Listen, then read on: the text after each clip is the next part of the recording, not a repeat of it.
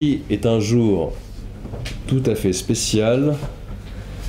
Donc l'ASIN a quand même l'intention de marquer un petit peu cette occasion, ce qui explique ma face de carême et ma cravate noire, n'est-ce pas, avec la chemise blanche. Donc si ça tourne, je crois qu'on peut y aller.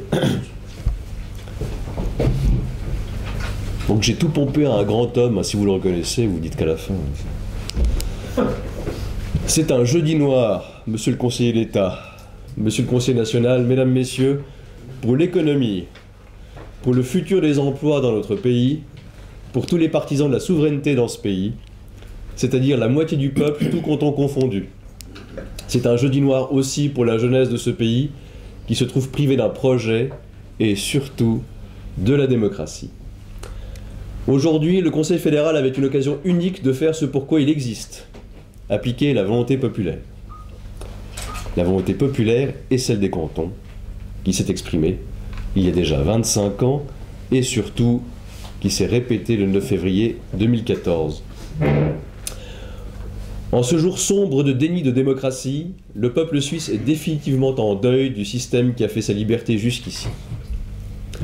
L'attaque est d'autant plus dure qu'elle provient du cœur même de nos institutions. Le Conseil fédéral ne prend d'ailleurs même plus la peine de s'en cacher. Dans son communiqué du 21 décembre dernier, il écrit « La solution retenue est compatible avec l'accord sur la libre circulation des personnes avec l'Union européenne, mais elle ne met pas entièrement en œuvre les dispositions constitutionnelles sur l'immigration. » Le Conseil fédéral a donc préféré obéir à Bruxelles plutôt qu'à son peuple. Il s'agit clairement d'un coup d'État. Le message est clair et nous l'avons bien reçu. Si l'exercice de la souveraineté n'est plus possible au niveau fédéral, qu'à cela ne tienne. Le peuple et les cantons sont les seuls détenteurs de la souveraineté dans ce pays. C'est pourquoi l'ASIN entre en résistance à tous les niveaux de l'institution. Remporter une initiative, demander la renégociation de la libre circulation, ça ne fonctionne plus. Très bien. Nous allons bloquer les effets de cette libre circulation un à un, commune par commune, canton par canton. Ils ont déclaré la guerre au peuple, ils vont devoir la mener, cette guerre, et jusqu'au bout. Ils ont peut-être les armes de l'appareil d'État, mais nous sommes plus nombreux et plus déterminés. En conséquence, l'ASIN romande s'engage auprès de ses membres candidats à toutes les élections cantonales pour obtenir un débrayage total de la libre circulation au niveau des cantons. Une fois élus, ces candidats se feront fort d'obtenir dans leur Parlement toutes les mesures légales susceptibles d'entraver l'action anticonstitutionnelle du Conseil fédéral et de rétablir la souveraineté de la Suisse. Le choix est large et les possibilités innombrables. Préférence indigène. À compétence égale, le premier étranger est engagé le jour où le dernier chômeur résident a trouvé du travail. Incitation fiscale à l'embauche de sans-emploi résidant sur le territoire d'un canton. Augmentation des cotisations patronales. Retard à l'accès de certaines prestations sociales pour les nouveaux immigrés du travail, revenu minimum pour le droit au permis de séjour sur le modèle du Brexit. Activation d'une clause de sauvegarde au niveau cantonal, suppression pratique de la libre circulation dès que les taux de chômage, de bénéficiaires de l'aide sociale, d'engorgement des infrastructures sont atteints, etc. Si les Anglais y parviennent, il n'y a pas de raison qu'on n'y arrive pas, on est, et de loin, pas plus bête qu'eux. En clair, votez, faites voter et soutenez les candidats membres de l'ASIN, à commencer par ceux qui sont là aujourd'hui. Je vous remercie et je laisse la parole à notre membre le plus éminent en Valais, monsieur le conseiller d'État, Oscar Freisinger. Merci beaucoup, madame la présidente, monsieur le conseiller national, monsieur le conseiller communal, mesdames et messieurs les membres du Parlement.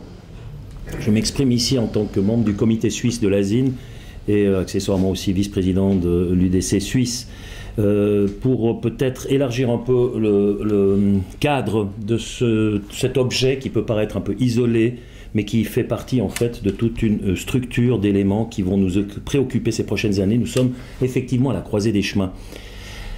Le dogme mondialiste et internationaliste est en train de vivre ses derniers soubresauts. On s'aperçoit qu'il vacille sur son piédestal. On en voit partout les signes d'affaiblissement. Et nous sommes de ceux qui déjà essayent d'imaginer ce que pourrait être la gouvernance du futur, une Europe du futur, parce que nous faisons partie de l'Europe. Ça, c'est indéniable. Nous ne sommes simplement pas ni la colonie, ni membre de l'Union européenne. Nous sommes un pays souverain. Et ce qui se passe généralement quand vous avez une fin de règne, lorsque un système vacille et est menacé dans sa survie même, c'est cette idéologie qui nous pourrit la vie depuis une trentaine d'années, eh bien ça devient particulièrement agressif. Je crois que je suis très très bien placé pour vous dire combien c'est agressif. Alors là je peux vous dire, ça tire avec la grosse Bertha à grands coups de canon. Parce que effectivement, ils sont aux abois, ils sentent que tous leurs repères sont en train de s'effondrer, puisque les gens aspirent de nouveau à des éléments d'identité, à des éléments de frontières clairement définies, à des éléments de rappel de leur histoire, de leur tradition, de leurs racines. Les gens ne sont pas des petits bonhommes absurdes dans un énorme champ vide, une sorte de citoyen du monde qui ne veut rien dire. Nous sommes toujours d'un pays, d'une tradition, d'une histoire, et nous sommes liés à la terre de nos ancêtres. C'est quelque chose à quoi les gens ont besoin de se raccrocher, surtout lorsque la situation générale internationale devient aussi fluctuante que ce qu'elle est maintenant. Je pense que ces prochaines 10 à 20 années vont être assez terribles du point de vue planétaire, pas seulement du point de vue européen. Nous allons au-devant de graves perturbations. D'ailleurs, vous savez qu'au niveau du Conseil d'État, au niveau du gouvernement, j'essaye d'imaginer des scénarios pour être prêt au moment où ce genre de dérèglement violent devrait avoir lieu. La Suisse est un pays souverain. Le peuple est attaché à sa souveraineté, totalement. Parce que je pense que si demain vous faites une votation en Suisse pour une adhésion à l'Union européenne, je pense que c'est entre 80 et 90% de non. Donc ils ont compris. Alors, ce qu'il s'agit de faire maintenant, c'est essayer de raccrocher le wagon suisse à un train qui fonce dans le mur. C'est parce que l'Union européenne, excusez-moi, mais ses jours sont comptés. C'est quelque chose à quoi plus personne en Union européenne s'identifie. Je fais, pour cette raison, de multiples voyages et de multiples conférences où je rencontre les gens, les citoyens européens. Je vois quelque part le désespoir qui règne. Et cette non-identification avec les politiques, dont ils ont l'impression qu'ils sont sur une sorte de sphère stratosphérique et qu'ils ne se préoccupent pas de leur quotidien. Vous voyez d'ailleurs les taux de participation aux élections européennes, c'est scandaleux, c'est dans des 15%. Donc ça ne fait plus rêver personne, ça ne convainc plus personne. C'est quelque chose qu'on a collé sur la tête des gens sans que ce soit porté par un mouvement de base. Et combien tous ces gens nous envient, les piliers même de l'existence de l'ASIN, voire de l'UDC, la souveraineté et les droits populaires, la démocratie directe et la neutralité accessoirement, c'est le troisième élément. Et on nous envie cela. Parce que cette neutralité, ça nous empêche par exemple d'aller bombarder les Libyens, les Syriens, puis d'avoir ensuite des attentats à la chaîne dans notre propre pays, ce genre de choses. On s'occupe de balayer d'abord devant notre propre porte avant d'aller s'occuper des affaires des autres. Alors il y a deux volets en plus de celui-ci. À mon avis, il y a trois combats essentiels qui vont être menés ces prochaines années. Stratégiquement, au niveau de l'UDC, on y réfléchit, au niveau de l'ASIN également. Il y a d'abord cet élément-là, ce non-respect du vote populaire.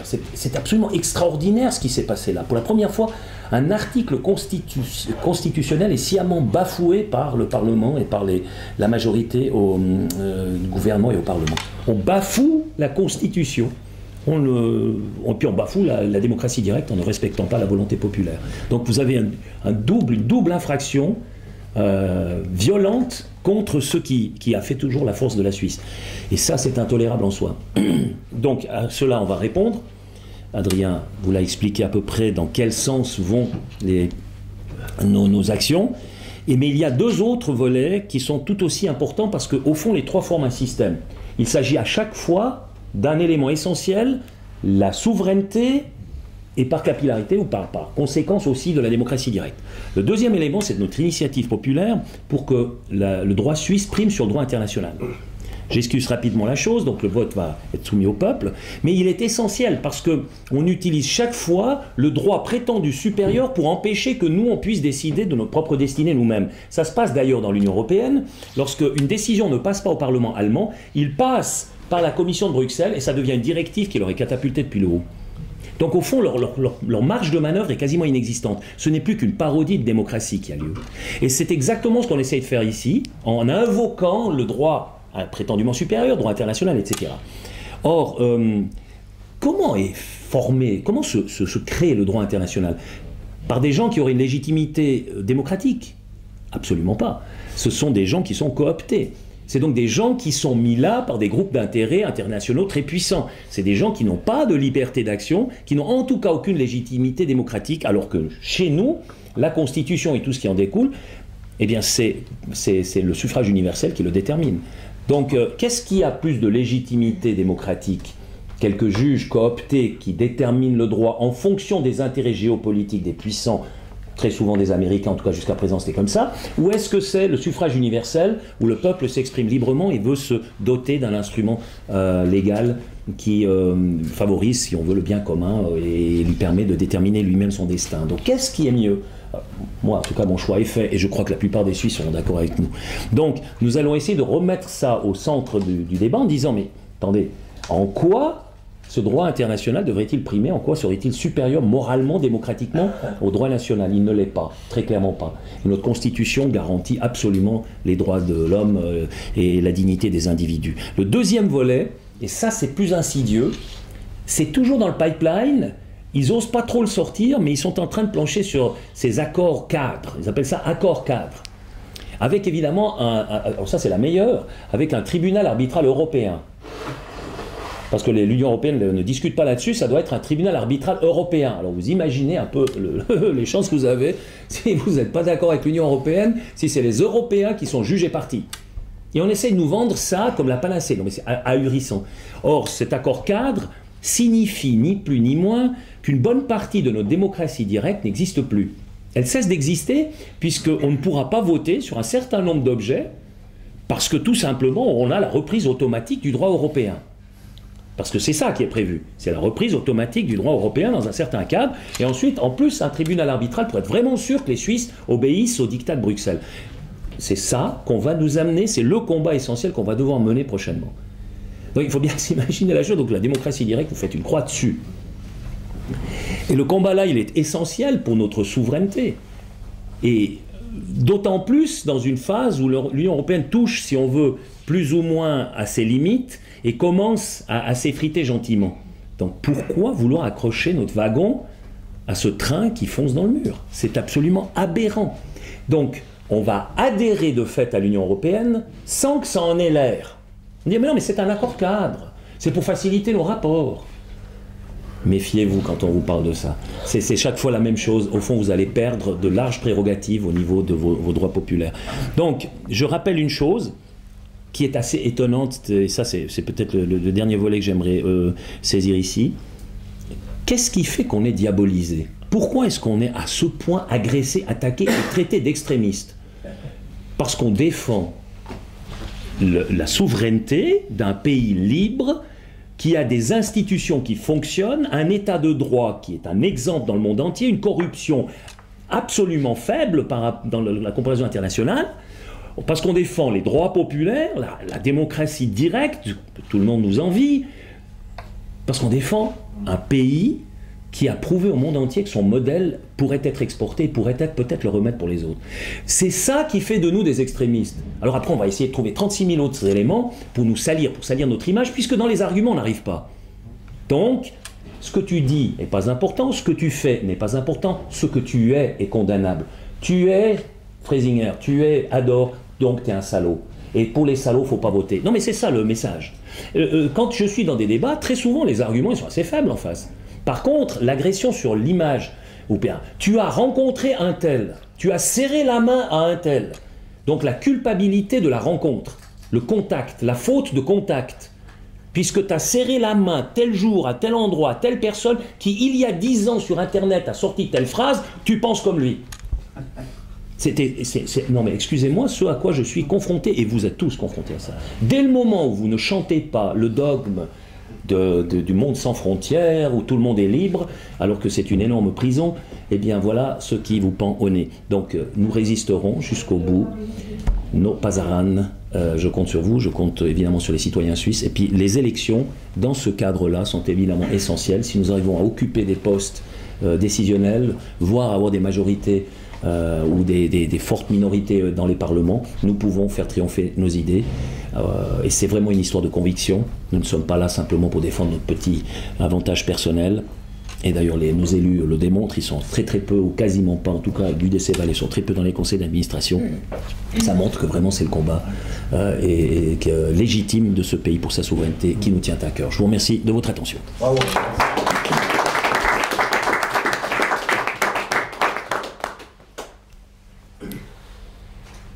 Si vous avez des questions, c'est l'occasion ou jamais. Monsieur le ministre. Bonjour, Maguis Raoul. J'ai écouté vos discours, présentation, et puis c'est pour ça que aussi j'aimerais vous remettre un document qui montre encore que les détails que vous avez cités là, justement maintenant, c'est quelques points, c'est encore plus grave que ce qu'on pense, parce que déjà en 1999, la Confédération a changé sa constitution. Et le fait de tous les petits détails qu'ils ont intégrés dans cette nouvelle constitution font que la Suisse n'est plus souveraine et indépendante. Et on peut voir aussi avec la BNS, les agissements, le rôle que le Conseil fédéral met la pression sur le souverain. Le Conseil fédéral est devenu dictature et décide ce qu'il veut au détriment des parlementaires et de la population. Et la Constitution, c'est la base de toute la démocratie. Et ce qu'on est aussi en train d'essayer de faire, c'est la même chose en Valais. On veut changer la Constitution pour introduire des éléments pernicieux et qui détournent la souveraineté du peuple. Pourquoi? Parce que c'est des juristes, c'est des gens qui sont experts dans la création de fausses constitutions qui détournent la volonté de la population qui n'est pas au courant de l'aspect juridique, économique et financier par rapport au reste du monde. Voilà, c'est tout ce que j'ai. Merci.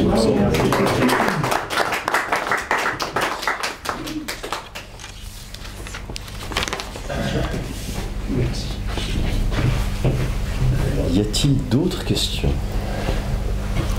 Parce qu'il y a quand même 2 médias qui ont eu le courage de se déplacer. C'est déjà beaucoup. de nous rejoindre Parce qu'on était à ce dans point notre rang. clair qu'il n'y a plus aucune question, c'est limpide. Non, je pense pas. Une question bilatérale. D'accord, ouais. Bon, ça prouve qu'on a été très clair.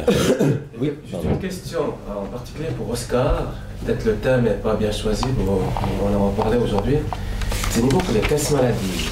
On paye de plus en plus cher chaque année, c'est un pire. Et je voulais savoir, je me suis toujours posé la question, s'il y a un certain pourcentage qui va aux réfugiés et compagnie. Je suis vraiment Non, sur les primes de caisse maladie, non. Tu peux pas faire voyager les montants comme ça, ils sont quand même liés. Je sais qu'il y a beaucoup des montants liés. dans mon entourage. Bon, c'est clair qu'ils ont droit, à une. Évidemment, ils ont les assurances sociales pour eux aussi. Mais ça fait partie de. Ça fait partie du budget de l'asile. Voilà. Est-ce qu'en partie, c'est nous qu'on paye avec nos propres primes maladie? Pas avec les Bah, directement. un peu, mais À quelque part. Quelque part, oui. c'est dans le budget de l'asile, puis on les paye avec dans le budget de l'asile. Pas directement C'est-à-dire avec un peu nos avec primes, les impôts, mais ouais, plutôt avec les impôts. Plutôt avec les impôts. Par exemple, à peu près. Ça, alors, je ne peux pas dire le chiffre. Ça. Vous permettez une réflexion par rapport à ça. Effectivement, je pense que les réfugiés, c'est pris en charge par l'asile, tous les soins médicaux, dentistes, etc. payés par quelque part, c'est qu'on paye. Comme nous payons, mais ce n'est pas sur les caisses maladies.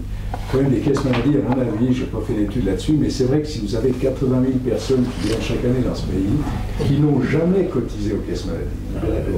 Donc nous, nos parents, peut-être nos grands-parents, etc., nous avons cotisé toute notre vie pour ces caisses maladies. Donc on a créé des réserves pour les jours où on sera malade, ça peut arriver. Maintenant, vous mettez 80 000 personnes qui arrivent par année et qui n'ont jamais cotisé. En 10 ans, vous avez quasiment 1 million de personnes, donc le 7e de la population, qui bénéficient des réserves de ceux qui ont cotisé précédemment. De nos ancêtres. Sans discussion. Nos parents. Donc c'est clair que ce système-là est mal foutu pour les cotisants initiaux, etc. Alors qu'on aurait dû, sur la base de cette réflexion, bon c'est vrai qu'avec 10-15 000 personnes, la question ne s'est pas posée, mais maintenant le nombre fait quand même que ça change. Ah, oui. On aurait dû se dire, bon, tous les nouveaux arrivants, ils payent la même prime que les anciens, payent plus 10, plus 20 ou plus 30% pour récupérer les réserves des anciens, enfin pour pas utiliser les réserves des anciens cotisants pour soigner les jours. C'est plutôt ça le Mais bon, vrai problème. je pense qu'il vaudrait mieux rester dans la thématique du jour. Il est question clairement de la volonté populaire, la souveraineté et la question de l'immigration ou disons de la libre circulation qui quelque part est quand même une entorse très très claire à la souveraineté, parce que si vous ne déterminez plus les flux migratoires, vous avez perdu une des prérogatives essentielles d'un État souverain.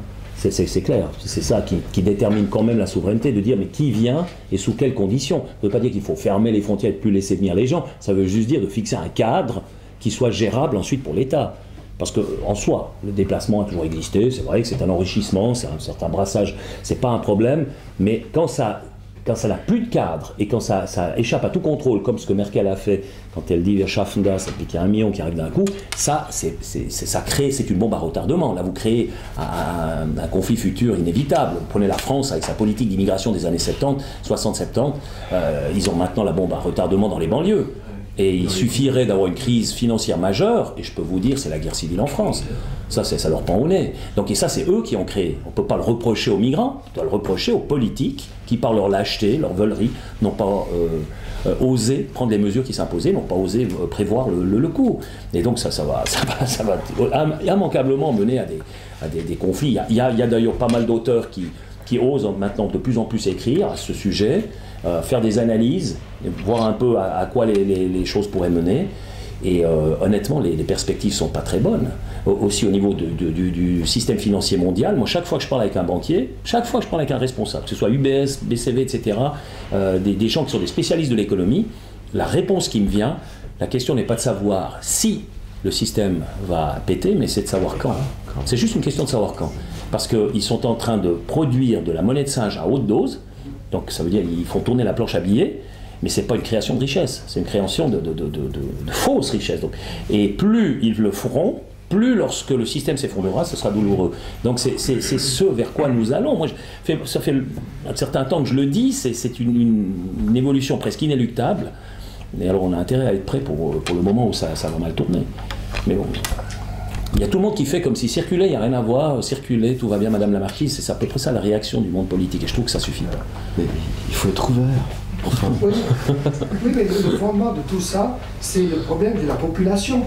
Vu que la population suisse, elle est déficitaire, donc les banquiers, l'économie, ils ont besoin de cette immigration, c'est un business, il faut aussi dire au niveau économique. Les banquiers sont tout à fait d'accord, la construction, tout ça, qu'il faut amener la Suisse, autrement on serait 6 millions d'habitants, puisqu'il y a plus d'enfants qui arrivent et de nouvelles générations et du manque de consommateurs. On ne parle même plus de travailler, il faut consommer aujourd'hui.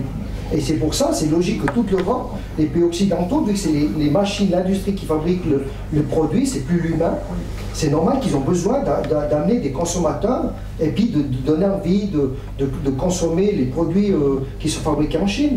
Il faut être réaliste, c'est ça le problème aujourd'hui. Alors, il faut savoir qu'est-ce que le Conseil fédéral, que les autorités sont au service des banques, il faut amener, obligé d'amener des humains. Ils doivent se poser la question d'abord, qu'est-ce qu'on veut comme Suisse sans qu'il y ait une dégradation complète de notre qualité de vie? C'est-à-dire, est-ce qu'il faut une Suisse à 8 millions, 9 millions, 10 millions? 10 millions, ça c'est prévu, c'est planifié par Berne. Ça j'en sais rien, mais alors où on se parle, nous avons des infrastructures qui sont vraisemblablement dimensionnées correctement pour environ 7 millions. On n'a pas pour 8 millions. Et on s'aperçoit que partout, ça commence à coincer, parce que les infrastructures n'ont pas suivi. Donc si vous voulez faire venir des gens, ok, mais alors il vous faut les conditions qui soient réunies. Il faut des règles. Moi, je ne suis pas contre le fait que quelqu'un vienne en Suisse travailler. C'est vrai qu'on en a besoin dans certains domaines, il faut bien reconnaître quels Suisses vont encore travailler dans l'hôtellerie, quels Suisses vont encore travailler sur les chantiers. Donc je suis d'accord, mais les règles doivent être claires. Ça ne doit pas être simplement la libre ouverture avec... Alors ça, je suis bien placé en tant que responsable pour la sécurité. C'est aussi le libre passage des mafias diverses, russes, albanaises. Vous avez diverses mafias qui voyagent dans ce système sans n'avoir plus à franchir des coupe-feux ou des garde-fous, quoi. On voit le gars qui se balade à travers l'espace Schengen avec une arme sur lui, celui qui a écrasé les gens au marché de Noël à Hambourg. Je crois que c'était Hambourg. Berlin, c'était à Berlin. Et puis qui voyage à travers toute toute l'Europe, et puis finalement on chope à Milan, mais qui a une arme sur lui, puis qui a traversé les frontières sans le moindre problème. Donc imaginez-moi ce que ça veut dire au niveau du trafic de drogue, au trafic des armes, etc.